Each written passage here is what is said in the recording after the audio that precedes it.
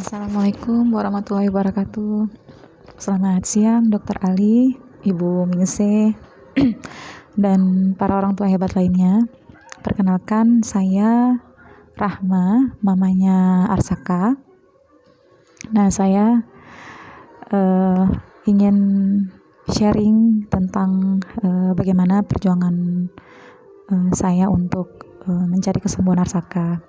Terima kasih Dokter Ali sudah memberikan kesempatan kepada saya untuk sharing. Jadi awalnya saya menyadari Arsaka itu ada kelainan itu pada saat usia 2 tahun. Nah, pada saat itu saya ngelihat kemampuan Arsaka itu ya berbeda gitu dengan anak-anak lain ya. Tapi pada saat itu saya nggak ngerti gitu kalau yang seperti itu tuh namanya autis ya. Jadi karena saya belum pernah ketemu di lingkungan saya tuh, saya belum pernah ngelihat gitu anak-anak autis. Yang saya tahu sih anak yang Down syndrome ya, karena memang kalau anak Down syndrome itu kan kelihatan banget gitu ya wajahnya berbeda dari orang tuanya. Nah, kalau Arsaka ini kan wajahnya kan mirip sama kita ya. Dan dia juga tatapan matanya ada gitu, kontak matanya ada. Nah, dia tuh apa ya, kalau kita ngomong itu ya responnya juga ada, tapi walaupun sedikit kayak gitu ya. Makanya saya nggak curiga sama sekali kayak gitu. Jadi kemudian ada komentar-komentar tetangga, teman-teman kayak gitu. Banyak yang bilang nggak apa-apa gitu, masih umur berapa juga, nanti umur sekian nanti ini sendiri bisa ngomong sendiri kayak gitu dibilang. Ya udah, akhirnya saya biarin kayak gitu. Dan saya kemudian pernah pada saat Arsaka umur 2 tahun berapa bulan gitu ya, konsultasi juga sih di Loksmawe, di dokter tumbuh kembang anak di Loksmawe. Pada saat itu saya tinggal di Loksmawe ya, sekitar 4 jam dari Takengon. Nah, dokter tumbuh kembang anaknya merujuk ke dokter THT yang di Loksmawe. Nah, dokter THT Loksmawe itu nggak punya alat-alat yang canggih seperti di kota besar lainnya ya. Jadi Arsaka tuh cuma dites pakai garpu tala aja, diketokkan garpu talanya itu dan ternyata Arsaka tuh nggak noleh gitu ke garpu tala itu. Dia cuma ngelihat ke monitor, ada monitor layar CCTV ya, punya dokter THT tersebut. Dan kemudian dokter THT-nya tuh langsung mendiagnosa, ini anak ibu ini autis kata gitu. Terus saya kaget, saya seperti nggak terima gitu anak saya dibilang autis gitu, karena saya kan nggak pernah ngeliat ya. Jadi tapi saya nggak membantah ya dokternya, saya langsung bilang oh iya ya dok. Terus gimana ya dok selanjutnya ini, saya tanya. Dokternya bilang ini saya rujuk ke dokter jiwa ya di Medan. Dokter apa ya, lupa saya namanya. Kemudian pada saat itu saya sebenarnya sedih dan terpukul sekali gitu. Arsaka kok dirujuk ke rumah sakit, ke dokter jiwa gitu. Emangnya anak saya tuh gila gitu. Saya pada saat itu nggak terima, sedih banget. Tapi saya tetap ikutin untuk konsultasi ke dokter yang di Medan ya. Tapi saya nggak ke dokter jiwanya. Saya masih penasaran untuk ngecek lagi gitu ke dokter tumbuh kembang anak di Medan. Nah, pada saat itu kita berangkatlah ke Medan sama bapaknya Arsaka, kita bertiga. Di Medan itu kita dirujuk ke dokter THT juga, dari dokter tumbuh kembang anak. Dan dokter tumbuh kembang anaknya tuh nggak bilang apa-apa gitu. Ini bu, kita belum bisa diagnosa, tapi saya rujuk aja ke dokter THT ya bu ya. Harus tes BERA dulu biar tahu Arsaka nih pendengarannya bagus atau tidak, kayak gitu, bermasalah atau tidak. Nah, akhirnya tes BERA juga. Nah, pada saat tes BERA itu hasilnya itu Arsaka katanya kemampuan pendengarannya itu kurang gitu. Yang sebelah kiri 20 desibel, yang sebelah kanan 60 desibel kayak gitu kemampuan mendengarnya. Dan disarankan untuk operasi telinga kirinya Arsaka. Dan itu biayanya ratusan juta. Jadi kita sama Papa Arsaka tuh sampai stres gitu ya. Aduh, gimana tuh, saya sampai nangis banget nggak terima gitu. Kayaknya nggak mungkin gitu Arsaka tuh pendengarannya bermasalah, karena selama ini saya lihat dia mendengar. Arsaka tuh pada saat di kamar itu aja, saya buka pintu kamar itu dia langsung noleh gitu, dengar suara pintu kamar. Suara pintu kamar itu nggak terlalu besar padahal, suaranya pelan gitu ya, tapi dia noleh gitu ke belakang. Nah saat dia di kamar saya nyalakan TV, dia langsung keluar, lari langsung keluar. Tapi bisa jadi tuh ini juga sih, telinga kanannya juga yang mendengar ya. Saya nggak tahu juga nih apa memang benar, apa memang salah gitu hasil tes beranya. Nah kemudian kita kan setelah dari Medan tuh kita balik lagi ke Aceh. Nah di Aceh tuh kita masih ya masukkan Arsaka sekolah juga, tapi ya dengan ya seperti itulah gitu. Itu kan di Takengon ya. Terus gurunya bilang Arsaka bagus kok gitu. Dia mau berteman gitu kata gurunya. Cuman memang dia belum bisa bicara pada saat itu juga. Nah setahun kemudian karena saya ditelepon sama kakak saya. Nah kakak saya tuh menyarankan untuk Arsaka tuh bawa ke Surabaya. Karena kakak saya tuh tinggal di Gresik ya. Karena beliau menikah sama orang di Jawa. Jadi saya putuskan saya berangkat ke sana. Papanya Arsaka cuma ngantar aja. Kemudian besoknya tuh balik lagi ke Aceh karena papanya Arsaka kan kerja. Nah jadi saya tuh di Surabaya tuh pada saat itu tes cek ke dokter tumbuh kembang anak di dokter Sutomo. Nah saat itu dokternya juga menyarankan tes BRA ulang. Nah saat itu Arsaka tuh super aktif banget gitu. Di rumah sakit kita ngantri ya. Karena rumah sakit Sutomo ya rumah sakit umum ya. Nah jadi pada saat di sana tes BRA ulang itu saya seperti apa ya, seperti galau gitu, takut hasilnya nanti mengecewakan lagi, takut nanti Arsaka disuruh operasi lagi. Itu saya kalut banget pada saat itu ya, tapi akhirnya saya ikutin walaupun sambil nangis-nangis gitu ya. Pada saat dokternya memanggil saya untuk ngasih tahu hasilnya, itu saya dengan perasaan yang gimana ya, takut gitu ya, khawatir gitu ya. Dan ternyata kata dokter di rumah sakit Sutomo itu Arsaka gak ada masalah gitu sama pendengarannya. Dan saya sangat lega pada saat itu. Cuman dibilang memang gak respon ya, gak respon. Jadi gak responnya itu karena Arsaka itu autis dan ADHD. Dan akhirnya saya dijadwalkan untuk terapi. Arsaka itu terapi non biomedis juga ya di rumah sakit Sutomo. Itu kemudian akhirnya saya kan ketemu sama teman ya, teman baru juga di sana di Surabaya. Nah katanya mereka juga pernah ini ya terapi di dokter Sutomo, tapi singkat cerita teman saya ini menyarankan saya untuk konsultasi ke rumah sakit Siloam sama dokter Endang. Katanya insya Allah kemajuannya bagus karena teman saya ini punya anak kembar. Nah anaknya tuh dua-duanya autis. Nah katanya anaknya tuh banyak kemajuan sama Profesor Endang kayak gitu. Jadi akhirnya saya ikutin teman saya ini. Saya bawa ke dokter Endang. Dengan ya konsultasi sama dokter Endang itu ya kadang sampai malam kayak gitu ya, sampai jam 9 malam, sampai jam 10 malam. Kadang-kadang kita pulang ke Gresik itu sampai jam 12 malam kayak gitu. Jadi itu yang di Surabaya ya. Kemudian pada saat itu saya juga mengikutkan Arsaka tuh untuk terapi non biomedis. Itu cuman 2 bulan ya di sana karena saya nggak mungkin lama-lama juga ya. Jauh dari papanya Arsaka gitu. Jadi di sana terapi non biomedis juga di Pasha di daerah Gresik ya, itu biayanya lumayan juga, sekitar 2 jutaan lah per bulan. Itu yang termurah itu sebenarnya. Kalau terapi di Surabaya itu per jamnya dihitung 100.000 gitu, mahal. Jadi akhirnya kita cari yang termurah dan alhamdulillah bagus juga di situ lah. Arsaka sudah mulai mengeluarkan banyak kata ya.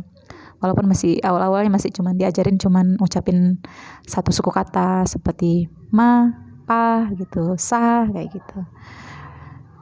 Kemudian disitulah saya ketemu sama mamanya Rasya ya, Izatul Muniroh. Jadi di situ kita berteman baik ya, kita coba segala macam treatment lah gitu, mulai minyak aromaterapi, minyak terapi ya, terapi apa, medical terapi gitulah. Nah kemudian saya pulang ke Aceh lagi karena mau dekat puasa ya. Saya pulangnya pada saat puasa. Kemudian di sini tuh saya sekolahin lagi Arsaka di sekolah inklusi. Alhamdulillah bagus juga sih perkembangan Arsaka, tapi nggak terlalu signifikan lah. Perilakunya juga masih kurang ini ya. Terus beberapa bulan kemudian akhirnya saya cari-cari informasi tempat terapi non biomedis, kemudian terapi di Lok Semawe. Nah, Lok Semawe itu sekitar 3-4 jam dari sini, dari Takengon. Nah, di Lok Semawe itu saya sambilan Arsaka terapi, itu saya sambil cari uang tambahan ya untuk terapi Arsaka. Itu saya berjualan seblak dulu di Lok Semawe. Saya join sama kakak saya. Jadi keluarga kita tuh memang di Lok Semawe semua ya. Kalau saya sih tinggal kakak-kakak saya yang di Lok Semawe karena orang tua saya sudah meninggal dunia dua-duanya, dan ada mertua saya juga di Lok Semawe. Tapi saya memilih untuk ngontrak di sana sambil jualan seblak gitu. Nah, itu ada sekitar setahun lah saya jual seblak di Lok Semawe. Karena Lok Semawe dekat dengan Takengon kan, papanya Arsaka bisa seminggu sekali pulang gitu ya. Tapi lama-kelamaan akhirnya ya karena satu dan lain hal, dan papanya Arsaka suruh saya balik ke Takengon lagi. Jadi akhirnya saya balik ke Takengon, dan saya cari-cari informasi lah bagaimana terapi di rumah gitu ya. Sampai saya ketemu dengan grup Facebooknya Bu Ruri Suryawinata. Saya beli bukunya. Kemudian saya belajar bagaimana cara terapi di rumah. Saya beli kartu-kartu pintar itu sampai 1 dus besar gitu. Saya pesan online ya. Dari Bandung saya pesan. Jadi saya ajarin sendiri Arsaka.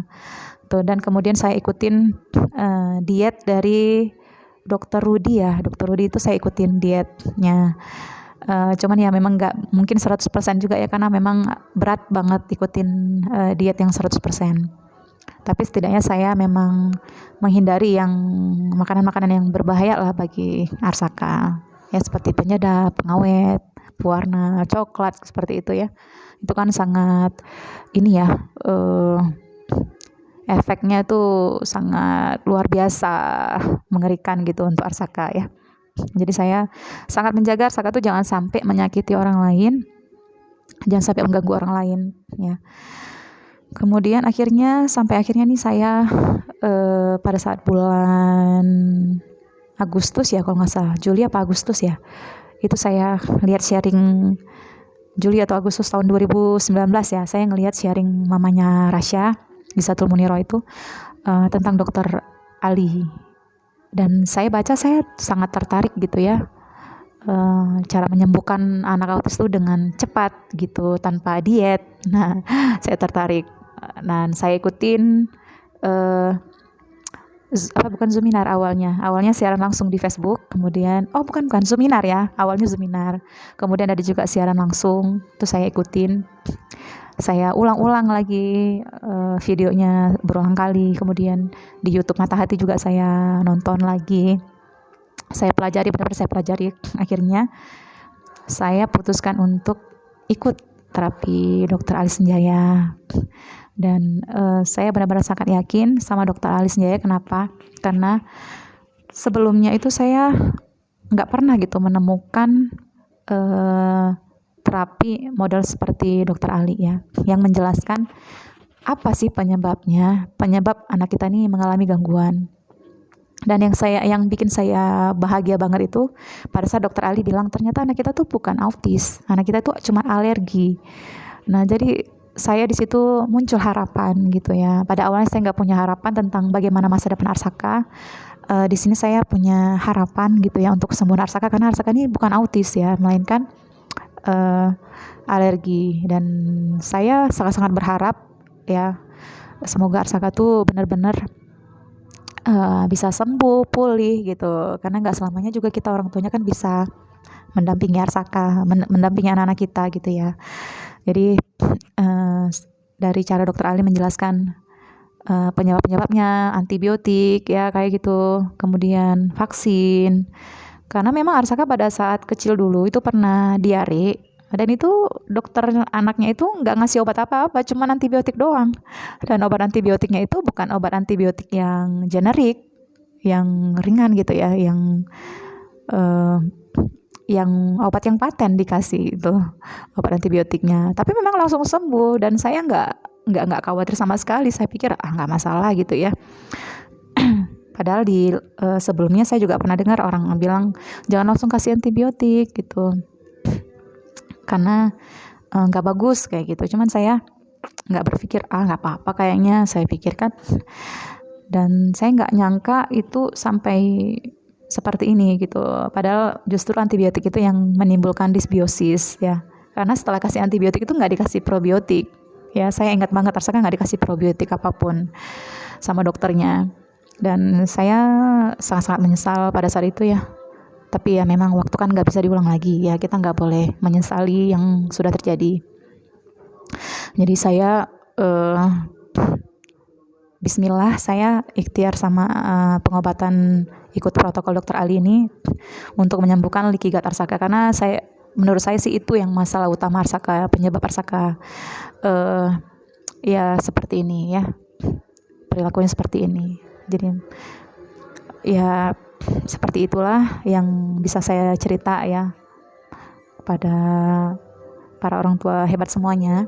Jadi saya mungkin yang bisa saya sampaikan pada orang tua semuanya, untuk jangan menyerah ya, mencari kesembuhan anak-anak kita. Dan di protokol dokter Ali ini yang menurut saya yang sangat masuk di akal pengobatannya ya, karena tanpa obat-obatan kimia ya, kecuali obat cacing itu kan memang kita butuhkan gitu ya. Kita juga yang orang tuanya juga perlu obat cacing ya. Saya sendiri aja dengan suami itu hampir kayaknya nggak pernah, udah lama gitu nggak pernah minum obat cacing ya. Saya minum obat cacing dulu pada saat saya masih kecil gitu, masih ada orang tua saya gitu. Begitu orang tua saya udah nggak ada ya, saya nggak minum lagi obat cacing. Saya pikir itu nggak penting, padahal itu sebenarnya penting banget, karena memang cacing itu seperti koruptor yang mencuri nutrisi di tubuh kita ya, tubuh anak-anak kita. Jadi pesan saya buat para orang tua semuanya, ikut manut aja gitu dengan kata dokter Ali ya, rajin konsultasi ya, walaupun mungkin saya belakangan ini konsultasinya sebulan sekali ya dokter ya, mohon maaf karena satu dan lain hal ya. Jadi saya udah berusaha juga untuk bisa buat laporan rutin gitu, tapi insya Allah ateknya saya usahakan ya, saya rutin gitu. Kalau ada regress atau stuck itu biasa ya, kita semua juga mengalami semua itu. Yang penting di sela-sela di antara regress itu pasti ada yang progresnya, dan kita harus perhatikan progresnya anak kita, karena disitulah kita timbul harapan untuk kesembuhan anak kita. Jadi jangan kita fokus ke hal-hal negatifnya ya. Jadi kalau saya sekarang ini ya, saya nggak mau lihat hal-hal negatif, saya fokus untuk hal positif aja, supaya kita tuh bahagia dan kita tidak bersedih, tidak meratapi nasib kayak gitu. Jadi mungkin itu saja ya yang bisa saya sampaikan. Terima kasih atas kesempatannya.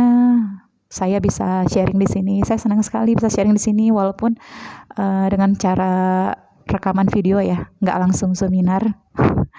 Terima kasih Dokter Ali, Bu Mingse, terima kasih para orang tua hebat semuanya, tetap semangat ya semuanya. Akhirnya saya ucapkan Assalamualaikum warahmatullahi wabarakatuh. Salam dari Aceh.